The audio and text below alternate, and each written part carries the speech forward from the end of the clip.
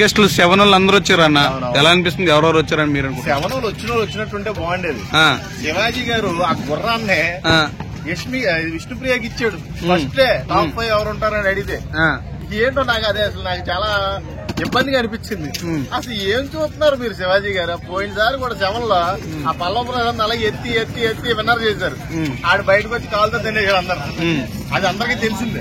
మీరు అలాగే మళ్ళీ విష్ణుప్రియాని ఎత్తి ఎత్తి కప్పెత్తి చేస్తున్నారు మీరు. నాకు అది బాగాలేదు, నాకు అది నచ్చలేదు. శివాజీ గారి నుంచి నేను అది ఎక్స్పెక్ట్ చేయలేదు. ఆయన ఇప్పుడు కామెడీ టైం బాగుంది. రోహిణిని కజేపు ఏడిపించాడు, తేజని ఏడిపించాడు. తేజని కాకుండా అరే నబీల్ అన్నాడు, ఒరే రోహిణి అంటాడు, అలా బాగా ఏడిపించాడు. ఇంకెవరు వస్తున్నారన్న? సీరియల్ బ్యాచ్ వచ్చింది కదా యశ్మిన్ కలపడానికి. దొంగ అంటుంది వచ్చి ఆవిడ సీరియల్ లో మోస్ట్ క్యారెక్టర్ ఆర్టిస్ట్. ఆవిడ పేరు పడుతుంది. బాగుంది మొత్తం ఓవరాల్ గా బాగుంది. కానీ పచ్చకామరులోడికి లోకమంతా పచ్చగా కనిపించినట్టు శివాజీ గారు ఆవిడ గుర్రం తోయడం మాట నాకైతే అస్సలు నచ్చలా. అది చాలా ఇబ్బందిగా అనిపించింది. ఎవరన్నా చాలా సస్పెన్స్ క్రియేట్ చేస్తున్నారు మొత్తం బాగా. ఈ వారం అయితే చాలా అంటే చాలా సస్పెన్స్ ఉంది.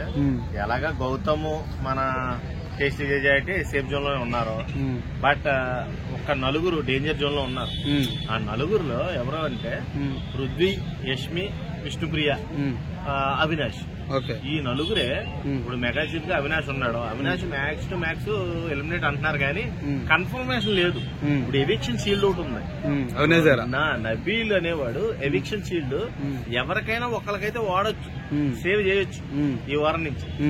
అతని నిర్ణయం, అతని ఆలోచన ఎలా ఉంది అనేదే ఇక్కడ మెయిన్ ఉద్దేశం. ఎవిక్షన్ షీల్డ్ ఎవరికిస్తే మంచిది అని ఒక అద్భుతమైన నిర్ణయం అయితే బాగా తీసుకుంటాడు నబీల్ అయితే. అది ఎవరికి ఇచ్చాడనేది మనం వెయిట్ చేయాలి. ఇంతవరకు అయితే దాని గురించి ఏ సమాచారం లేదు. ఎలిమినేషన్ జోన్ లో మటుకి, డేంజర్ జోన్ లో మటుకి 2-3 మెంబర్స్ అయితే బాగా వినబడుతున్నారు. విష్ణుప్రియ, అవినాష్ వీళ్ళిద్దరూ అయితే బాగా బాగా వినబడుతున్నారు. ఇద్దరులో ఒకరైతే డబుల్ ఎలిమినేషన్ ఉన్నప్పటికీ ఎవిక్షన్ షీల్డ్ వల్ల ఒకరు సేవ్ అయితే అవకాశం ఉంది.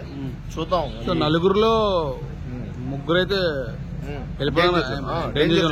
వాళ్ళ ముగ్గురు ఎవరైనా మీరు యష్మి, పృథ్వీ,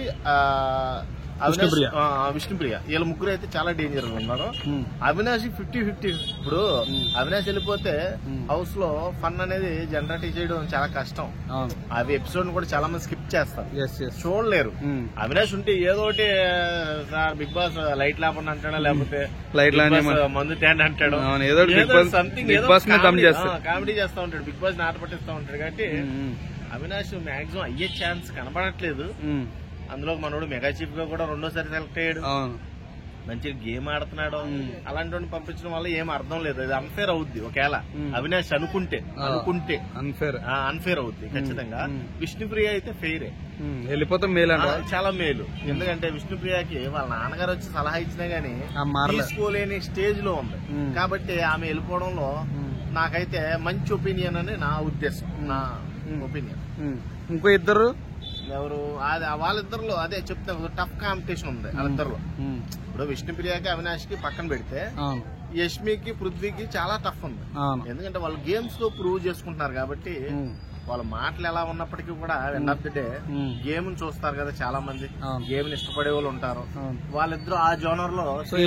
యష్మి కూడా చాలా స్కిప్ అవుతుంటది మాటలు బాగా. ఒకవేళ ఆమె పంపించారంట అయితే అవ్వచ్చు. చెప్తా లాస్ట్ టైం కూడా ఇప్పుడు ఎవిక్షన్ షీల్డ్ స్ట్రాంగ్ ప్లేయర్ కాకుండా వీక్ ప్లేయర్ కు వాడినట్టయితే ఆ నబీల్ అనేవాడు ఆ ఎవిక్షన్ షీల్డ్ వాడిన దాన్ని బట్టి ఎలిమినేట్ అవుతుంది. అంటే లాస్ట్ టైం కూడా విష్ణుప్రియ స్ట్రాంగే అవును అయినప్పటికీ అవినాష్ మీద మనోడు ఎవిక్షన్ షీల్డ్ వాడితే విష్ణుప్రియ ఎలిమినేట్ అయిపోతుంది ఖచ్చితంగా. వాళ్ళిద్దరైతే 50-50 ఛాన్స్. ఎందుకంటే వాళ్ళ గేమ్ తో అందరిని ఆకట్టుకున్నారు కాబట్టి వాళ్ళు ఎలిమినేట్ అయ్యారు. లాస్ట్ టైం కూడా ఆమె బచాయించగా జస్ట్ లో ఇద్దరు నిలబెట్టి ఆమెను పంపించి ఈమె ఉంచారు. సో అదే ఎఫెక్ట్ కానీ కొనసాగితే మాత్రం ఈమె వెళ్ళిపోద్ది అంటారా? ఇక్కడ ఓటింగ్ ద్వారా ఎలిమినేట్ అవుతారా, లేకపోతే ఎవిక్షన్ షీల్డ్ ద్వారా ఎలిమినేట్ అవుతారా అనేది ఒక క్లారిటీ రావాలి మనకి. ఈ క్లారిటీ వస్తుంది ఈ రోజు ఖచ్చితంగా. మెగా చీఫ్ గా ఉన్నందుకు మనోడికి ఏదో ఒక వెసులుబాటు దొరుకుద్ది అని నేనైతే భావిస్తున్నా. ఇప్పుడు ఎంటర్టైన్మెంట్ జోన్ లో మన అవినాష్ ని కొట్టినోడు లేడు, గేమ్ లో కొట్టినోడు లేడు. అలాంటి వాడు నుంచితే గేమ్ ఇంట్రెస్టింగ్ గా మారుతుంది నా అభిప్రాయం. కొంతమంది చూస్తారు ఖచ్చితంగా. Thank you.